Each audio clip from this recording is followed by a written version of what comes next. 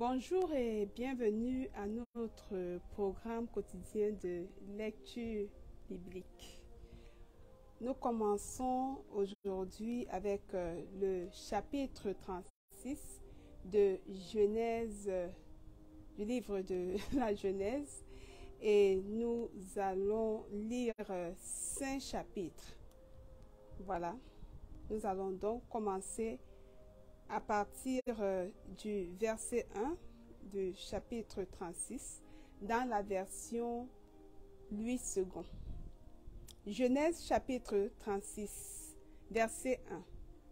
Voici la postérité d'Ésaü, qui est Édom. 2. Ésaü prit ses femmes parmi les filles de Canaan, Ada, fille d'Élon, le Héthien, Oholibama, fille d'Ana, fille de Sibéon, le Hévien. Verset 3. Et Basmat, fille d'Ismaël, sœur de Nébajot. 4. Ada enfanta à Ésaü, Éliphaz. Basmat enfanta Réuel. Et verset 5.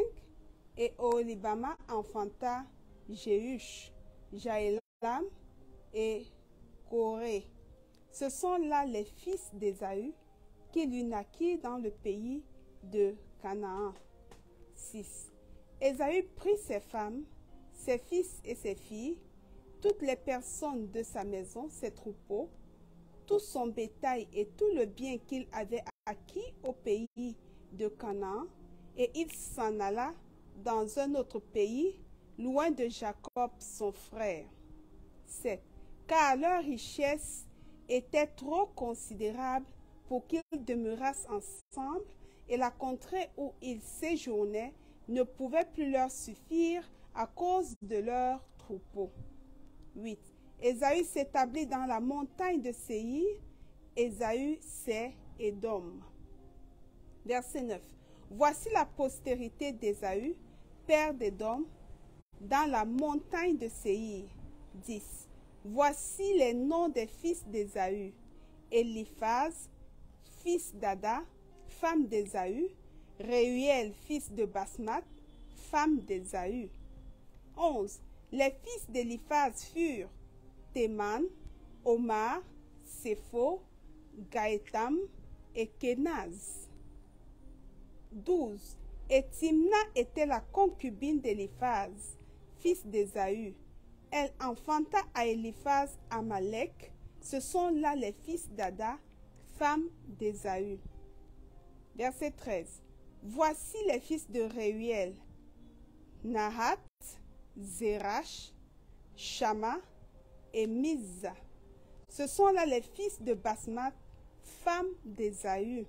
14. Voici les fils d'Oholibama, fille d'Ana, fille de Sibéon, femme d'Ésaü. Elle enfanta à Ésaü, Jéhush, Jaélam et Coré. 15. Voici les chefs des tribus issus des fils d'Ésaü. Voici les fils d'Éliphaz, premier-né d'Ésaü, le chef Théman, le chef Omar, le chef Sépho, le chef Kenaz. 16. Le chef Coré, le chef Gaétam, le chef Amalek. Ce sont là les chefs issus d'Éliphaz dans le pays d'Édom. Ce sont les fils d'Ada. 17. Voici les fils de Réuel, fils d'Ésaü, le chef Nahat, le chef Zérach, le chef Shama, le chef Mizza. Ce sont là les chefs issus de Réuel dans le pays d'Édom. Ce sont là les fils de Basmat, femme d'Ésaü. 18.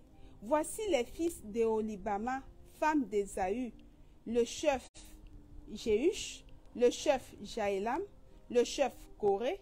Ce sont là les chefs issus d'Oholibama, fille d'Ana, femme d'Ésaü. Verset 19. Ce sont là les fils d'Ésaü, et ce sont là leurs chefs de tribu. Ésaü, c'est Édom. 20. Voici les fils de Séir, le Horien, ancien habitant du pays, Lotan, Shobal, Stibéon, Anna. 21. Dishon, Etser et Dishan. Ce sont là les chefs des Horiens, fils de Séir, dans le pays d'Édom. 22. Les fils de Lotan furent Hori et Emam. La sœur de Lotan fut Timna. 23. Voici les fils de Shobal, Alvan, Manahat, Hebal, Shepho et Onam. 24. Voici les fils de Sibéon, Aja et Anna. C'est cette Anna qui trouva les sources chaudes dans le désert, car il faisait paître les ânes de Sibéon, son père. 25. Voici les enfants d'Anna, Dishon et Olibama, fille d'Anna. 26. Voici les fils de Dishon, Hemdan, Eshban, Jitran et Karen. 27. Voici les fils d'Etser, Bilan, Zavan et Hakan. 28. Voici les fils de Dishan, Ust et Aran. 29. Les chefs, voici les chefs des Horiens, le chef Lotan, le chef Shobal, le chef Sibéon, le chef Anna. 30. Et le chef Dishon, le chef Etser, le chef Dishan. Ce sont là les chefs des Horiens, les chefs qu'ils eurent dans le pays de Séir. 31. Voici les rois qui ont régné dans le pays d'Édom avant qu'un roi régnât sur les enfants d'Israël. 32. Béla, fils de Béor, régna sur Édom, et le nom de sa ville était Dinaba. 33. Béla mourut et Jobab, fils de Zérach de Botsra, régna à sa place. 34. Jobab mourut et Usham du pays des Thémanites régna à sa place. 35. Usham mourut et Hadad, fils de Bédad, régna à sa place. C'est lui qui frappa Madian dans les champs de Moab. Le nom de sa ville était Avit. 36. Hadad mourut et Samla de Maskera régna à sa place. 37. Samla mourut et Saül de Rehoboth sur le fleuve régna à sa place. 38. Saül mourut et Baal-Hanan, fils d'Akbor, régna à sa place. 39. Baal-Hanan, fils d'Akbor, mourut et Hadar régna à sa place. Le nom de sa ville était Po, et le nom de sa femme, Meeltabel, fille de Matred, fille de Mezahab. 40. Voici les noms des chefs issus d'Ésaü, selon leurs tribus, selon leur territoire et d'après leur nom. Le chef Timna, le chef Alva, le chef Jébet. 41. Le chef Oholibama, le chef Ela, le chef Pinon. 42. Le chef Kenaz, le chef Théman, le chef Mitsar. 43. Le chef Magdiel, le chef Hiram. Ce sont là les chefs d'Édom, selon leurs habitations dans le pays qu'ils possédaient. C'est là Ésaü, père d'Édom. Genèse chapitre 37, verset 1. Jacob demeura dans le pays de Canaan où avait séjourné son père. 2. Voici la postérité de Jacob, fit Joseph, âgé de 17 ans, faisait paître le troupeau avec ses frères. Cet enfant était auprès des fils de Bila et des fils de Zilpa, femme de son père. Et Joseph rapportait à leur père leurs mauvais propos. 3. Israël aimait Joseph plus que tous ses autres fils parce qu'il l'avait eu dans sa vieillesse et il lui fit une tunique de plusieurs couleurs. 4. Ses frères virent que leur père l'aimait plus que tous, et ils le prirent en haine. Ils ne pouvaient lui parler avec amitié. 5. Joseph eut un songe, et il le raconta à ses frères, qui le haïrent encore davantage. 6. Il leur dit, écoutez donc ce songe que j'ai eu. 7. Nous étions alliés des gerbes, au milieu des champs, et voici ma gerbe se leva et se tint debout, et vos gerbes l'entourèrent et se prosternèrent devant elle. 8. Ses frères lui dirent, est-ce que tu régneras sur nous? Est-ce que tu nous gouverneras?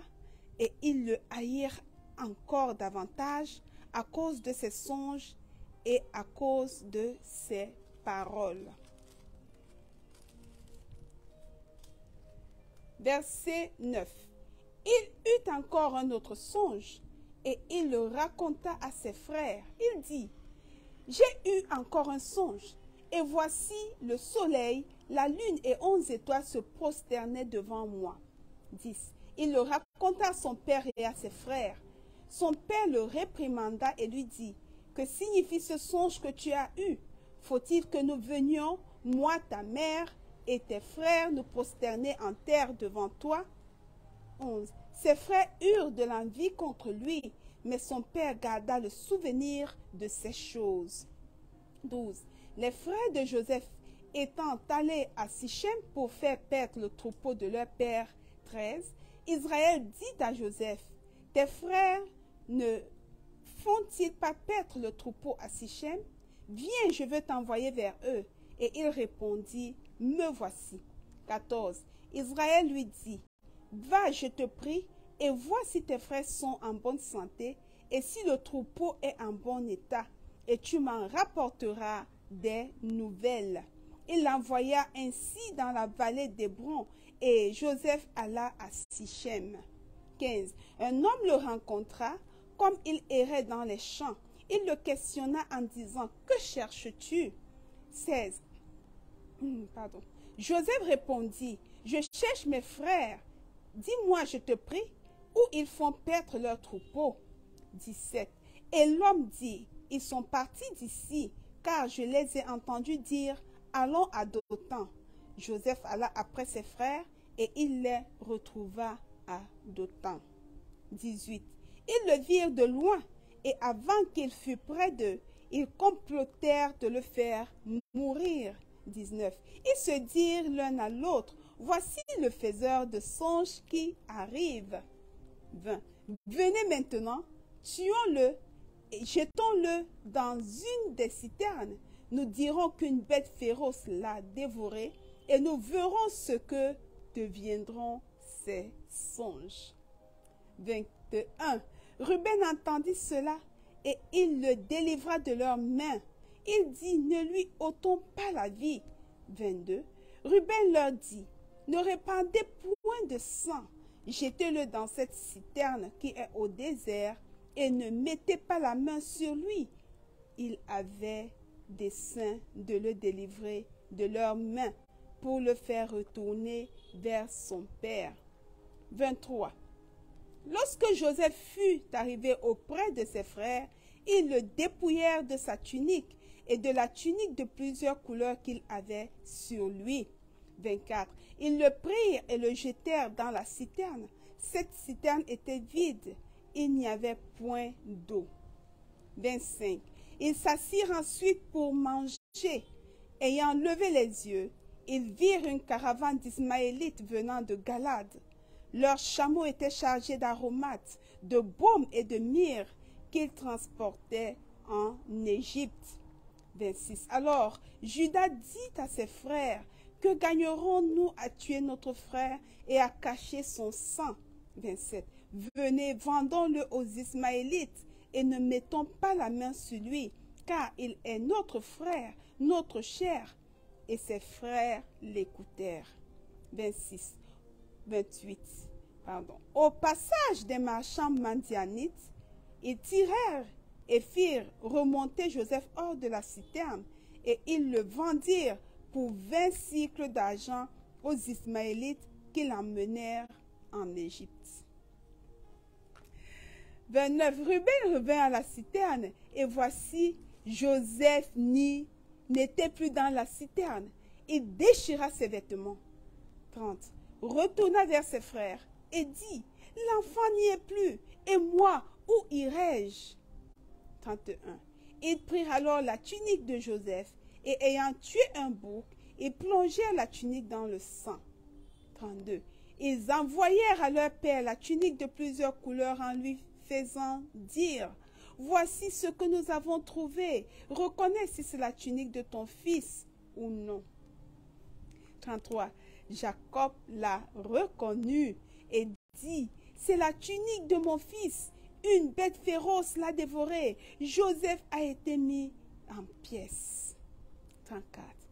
Et il déchira ses vêtements, il mit un sac sur ses reins et il porta longtemps le deuil de son fils.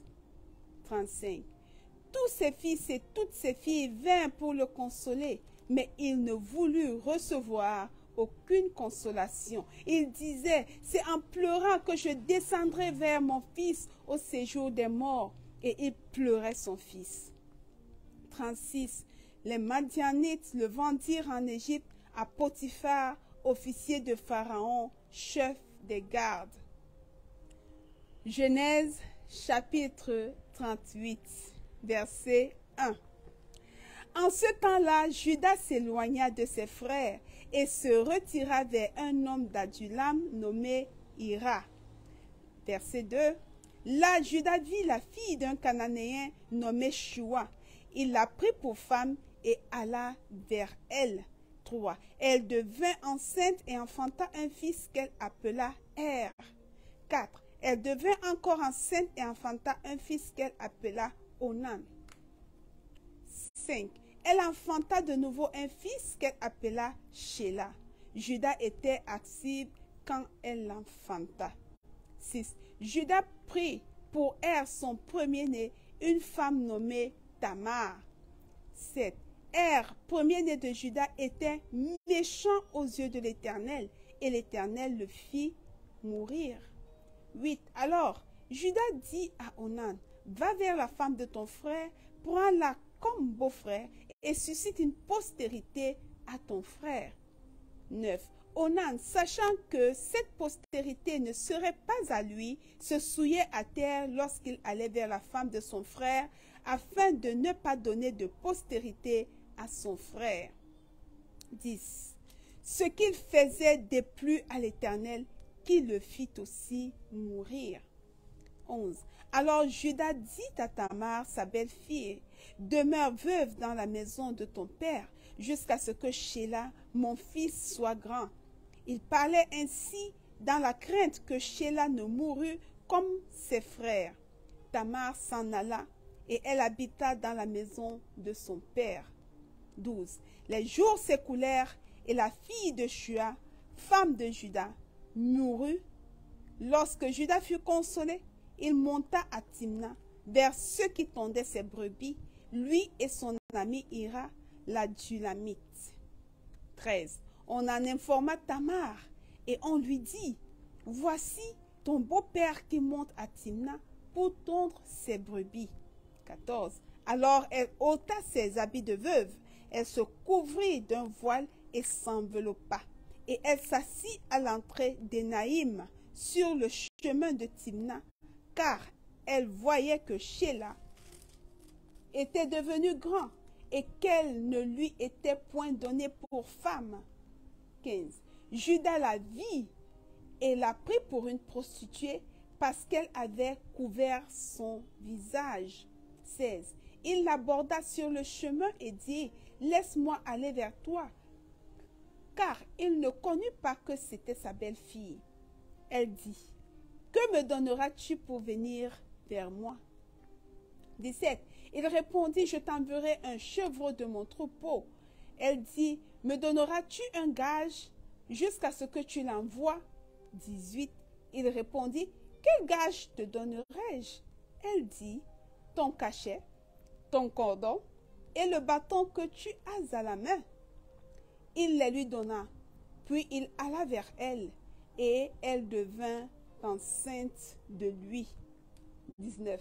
Elle se leva et s'en alla. Elle ôta son voile et remit ses habits de veuve.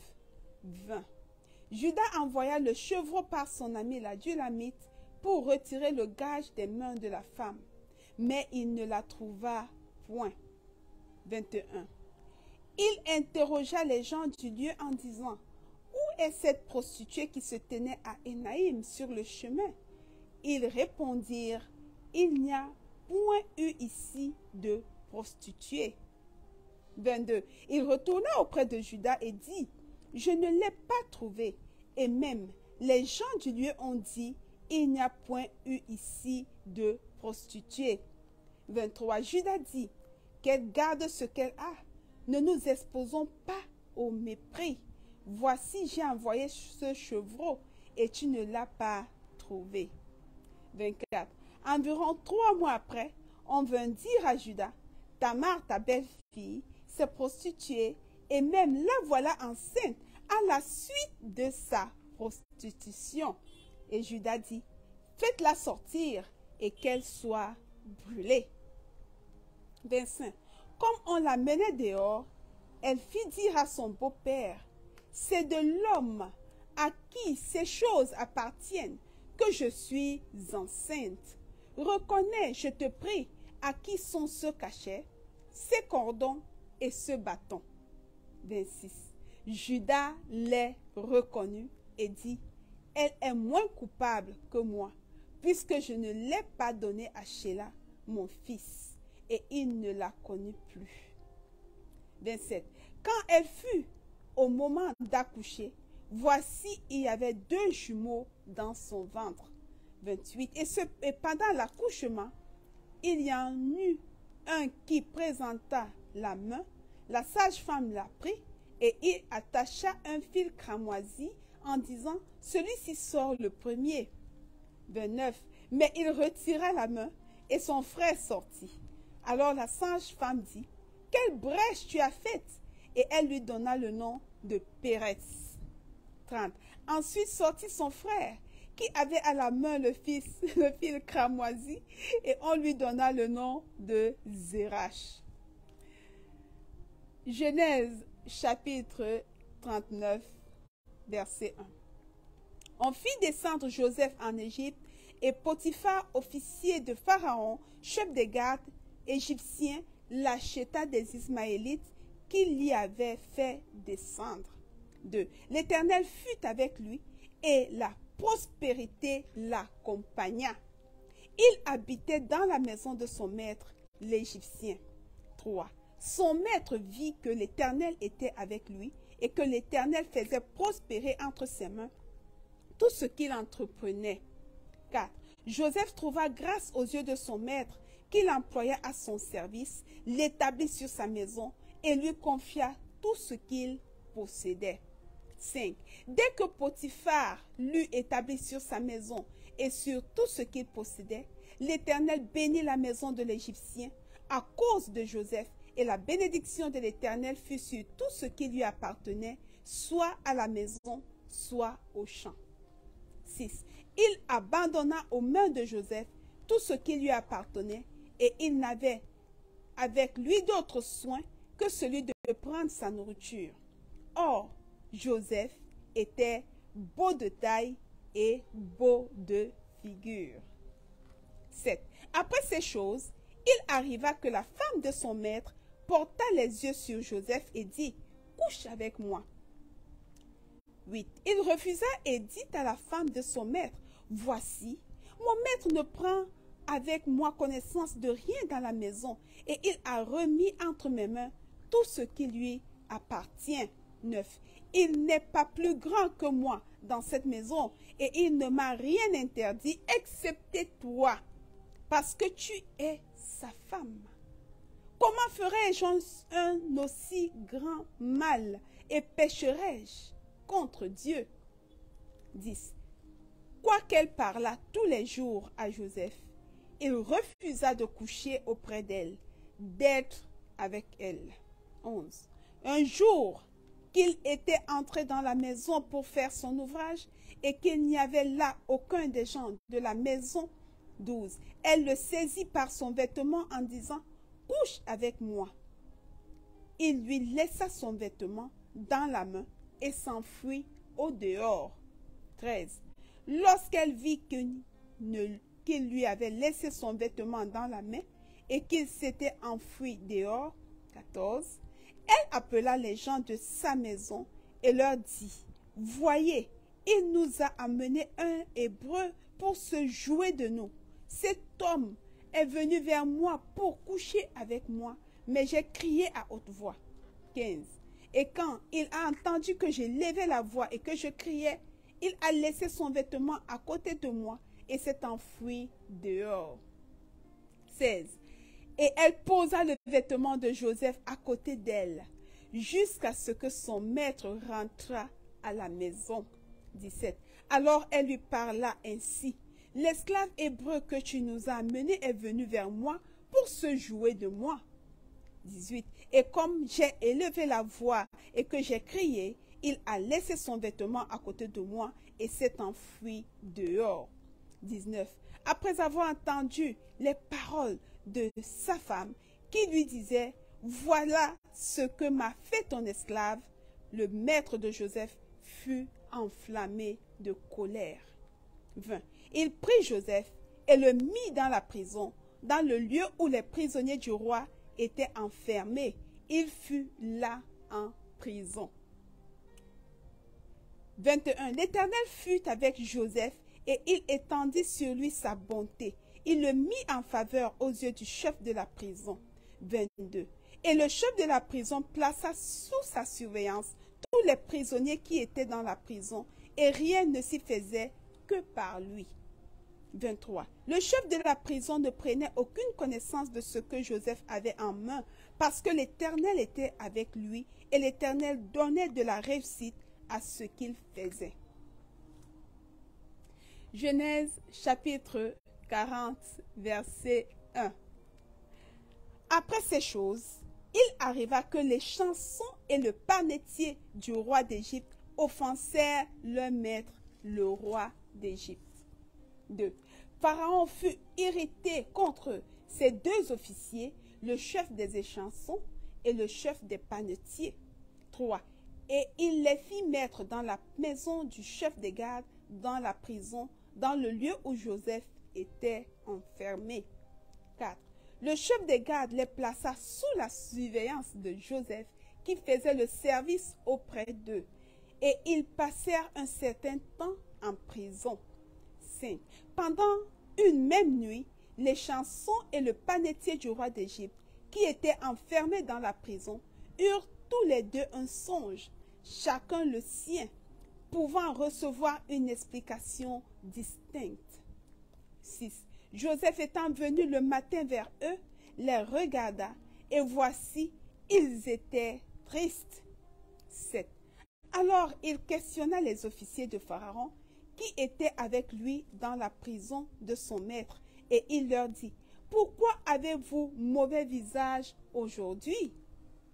8. Et ils lui répondirent, « Nous avons eu un songe, et il n'y a personne pour l'expliquer. » Joseph leur dit, « N'est-ce pas à Dieu qu'appartiennent les explications? Racontez-moi donc votre songe. » 9. Le chef des échansons raconta son songe à Joseph et lui dit, « Dans mon songe, voici, il y avait un cep devant moi. » 10. Ce cep avait 3 sarments. Quand il eut poussé, sa fleur se développa et ses grappes donnèrent des raisins mûrs. 11. La coupe de Pharaon était dans ma main. Je pris les raisins, je les pressai dans la coupe de Pharaon et je mis la coupe dans la main de Pharaon. 12. Joseph lui dit, « En voici l'explication. Les 3 sarments sont 3 jours. » 13. Encore 3 jours, et Pharaon relèvera ta tête et te rétablira dans ta charge. Tu mettras la coupe dans la main de Pharaon, comme tu en avais l'habitude lorsque tu étais son échanson. 14. Mais souviens-toi de moi quand tu seras heureux, et montre, je te prie, de la bonté à mon égard. Parle en ma faveur à Pharaon, et fais-moi sortir de cette maison. 15. car j'ai été enlevé du pays des Hébreux, et ici même je n'ai rien fait pour être mis en prison. 16. Le chef des panetiers, voyant que Joseph avait donné une explication favorable, dit: Voici, il y avait aussi dans mon songe 3 corbeilles de pain blanc sur ma tête. 17. Dans la corbeille la plus élevée, il y avait pour Pharaon des mets de toute espèce cuits au four, et les oiseaux les mangeaient dans la corbeille au-dessus de ma tête. 18. Joseph répondit et dit: En voici l'explication. Les 3 corbeilles sont 3 jours. 19. Encore 3 jours, et Pharaon enlèvera ta tête de dessus toi, te fera pendre à un bois, et les oiseaux mangeront ta chair. 20. Le 3e jour, jour de la naissance de Pharaon, il fit un festin à tous ses serviteurs, et il éleva la tête du chef des échansons et la tête du chef des panetiers au milieu de ses serviteurs. 21. Il rétablit le chef des échansons dans sa charge des chansons pour qu'il mît la coupe dans la main de Pharaon. 22. Mais il fit pendre le chef des panetiers selon l'explication que Joseph leur avait donnée. 23. Le chef des échansons ne pensa plus à Joseph, il l'oublia. Voilà, bien-aimés, nous sommes arrivés au terme de nos 5 chapitres du livre de la Genèse pour cette journée. Nous rendons grâce à Dieu pour sa grâce et le privilège que nous avons eu de recevoir sa parole ce soir. Nous vous donnons rendez-vous demain à la même heure pour lire les 5 prochains chapitres à partir du chapitre 41 du livre de la Genèse. Sur ce, je vous dis shalom, shalom et à demain par sa grâce. Bye bye.